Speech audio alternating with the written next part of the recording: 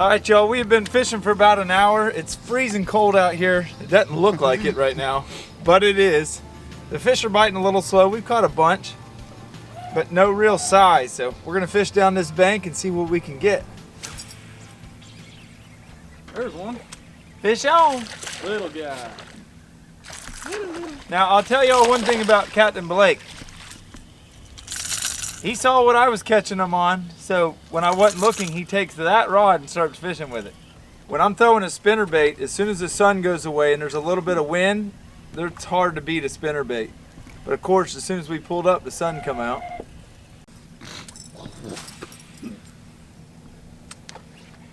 What are you setting a hook for? We're not gag grouper fishing. You can take the saltwater guy out of the saltwater, but you can't take the saltwater out of the saltwater guy.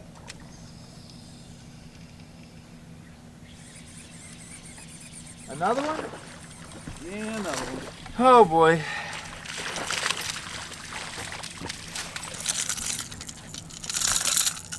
We came through this stretch of bank earlier and caught one literally every cast, and now can't get a bite. I don't know if it's the time of the day or what, but they have slowed down.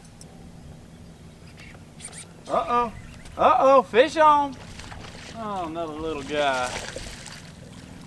Little one. You just had big dreams and ambitions. Barely even hooked.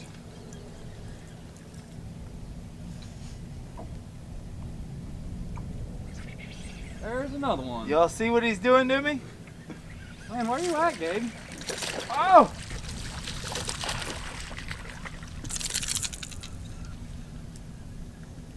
Bunch of little ones. So this pit is super deep in some areas, and then it's shallow and has hydrilla, but the whole thing is crystal clear. Pretty neat. Oh yeah! A blind squirrel finds a nut every now and then. You have plenty of time to lose this fish. Feels like he's 8 pounds or so. When you use the right rod, watch out, you just swing 8-pounders at... Wait, never mind, he's only about 2 pounds. Maybe 1.5 pounds. But it's a bass.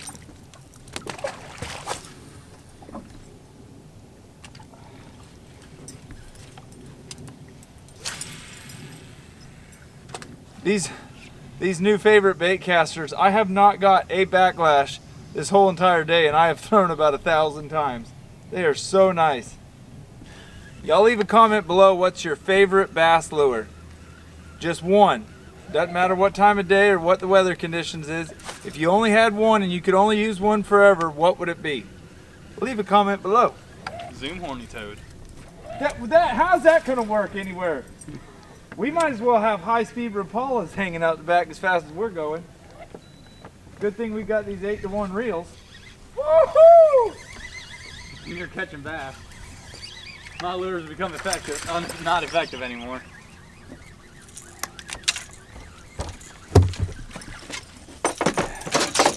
I think mine would either be a Zara spook or a spinnerbait. But I guess I said you had to pick one, so. I'd go Xeraspeak. You like catching fish on topwater. Yeah, I guess you're right. A Zara spook, though, can be a challenging bait to figure out how to use it, but once you use it and figure out how to work it right, whoo, that's a devastating lure.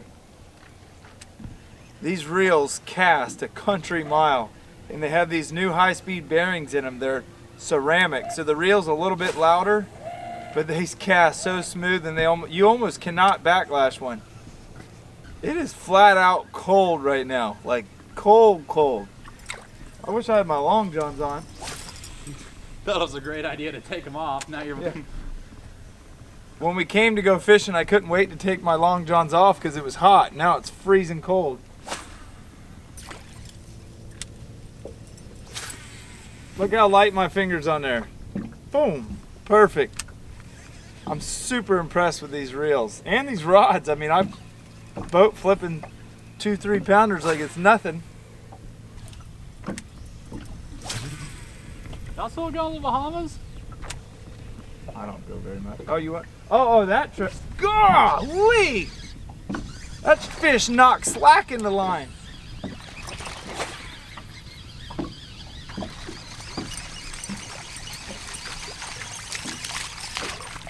Woohoo! You know what? We already got ducks to eat. Why not add a little bit of fish? We're gonna take one of these bass home to eat. All right, y'all, we've been out all day. I took the winners of that giveaway crappie fishing yesterday, drove up here last night, been going non-stop. We're headed back to the truck. All right, y'all, that was pretty cool. We caught a bunch of fish. I bet we caught 25. 25, 30 probably. Yeah, no real size to them, but who cares? We're having fun. Y'all give Blake Scheidler a thumbs up. Check out Hang'em High Sport Fishing Charters. We're gonna do so much together in the future, so he ain't going nowhere. You're gonna see him on tons of videos. He's gonna come over to our coast and do some stuff with us, catch some giant Goliath grouper and stuff like that. But right now, I'm heading to Stuart, Florida. Got a 3-hour drive, I'm tired. Drink a Red Bull and strike out. We'll see y'all in my kitchen. All right, y'all, look at that big old bona fide trophy largemouth bass. Actually, it's just a little schoolie. We were expecting to catch much larger bass, but we had an unexpected cold front and the waters were down into the high 50s. So we caught a bunch of 2 and 3 pounders, a ton of little 1 pounders. It is what it is. I'm gonna make one of my favorite fish sandwiches ever. Just old school, piece of white bread, some really good breading like my mom grew up making for us as we were kids. And then I'm gonna go over some other products that I got for y'all, so don't go anywhere. So bass is just like every other fish you clean. Just come in right down his backbone. Don't cut through the backbone though, just right down his tail. Now a lot of people, it gets controversial about eating bass. A lot of bass fishermen are like, turn them loose, it's a sport fish. Well, they're wrong. It can be a sport fish all you want it to be, but people like us are gonna eat them.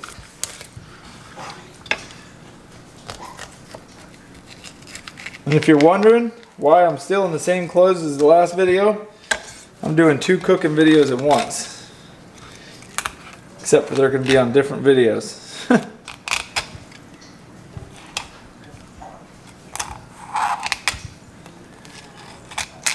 I took my time and cut around the ribs. So like anytime I'm cleaning a fish and I'm getting ready to skin, I'll cut it a little bit short so I have something to put my finger on and hang on to still. Look at that piece of meat though, no bloodline, just clean as a whistle. Take my knife like this and cut right through the pin bones. And that's one perfect fish sandwich. We'll be right back. Alright, so we got 2 perfect fillets. Now I'm going to use the Can Cooker breading mix. It's a pre-made breading mix. If my mom was making this sandwich, she would use half cornmeal, half flour. I'm going to take just a little bit of the all-purpose Can Cooker. Not a bunch, because I don't want to overpower it. I'm going to just take this bread and dump it right on top.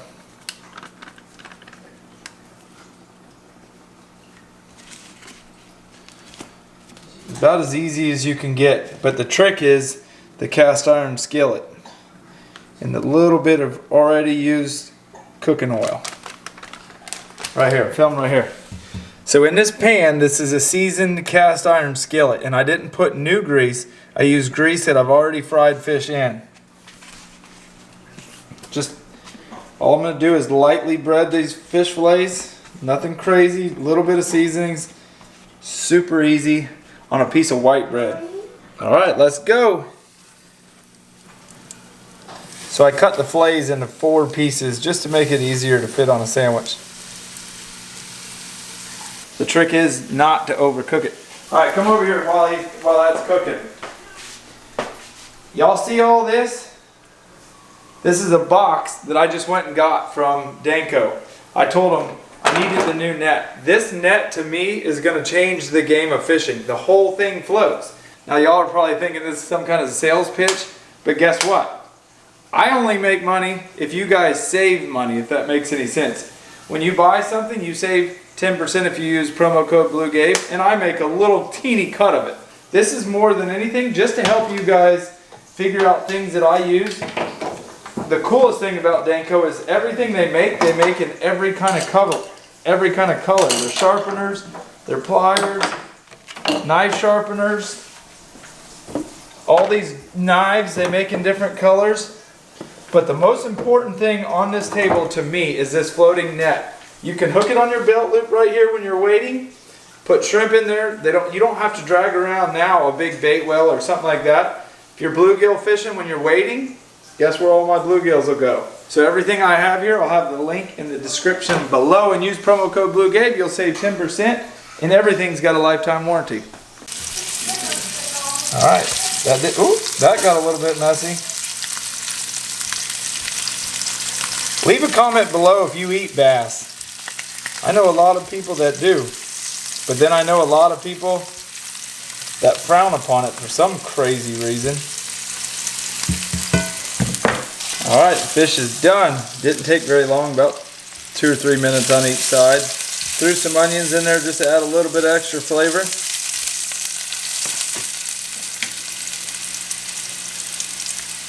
Man, that fish is hot, in case y'all were wondering.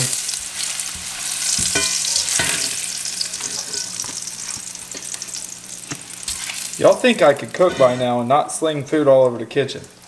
So Danielle, his wife, and I were just having a conversation about the cast iron skillet. It's all about seasoning it. A lot of people say my food sticks to it, or I can't get used to the temperature.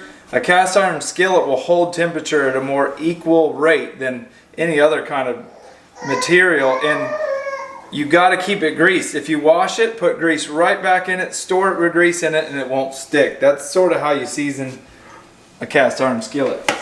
So this is where it gets real technical. Like, you got to pay attention to this part. If you blink, you're gonna miss it.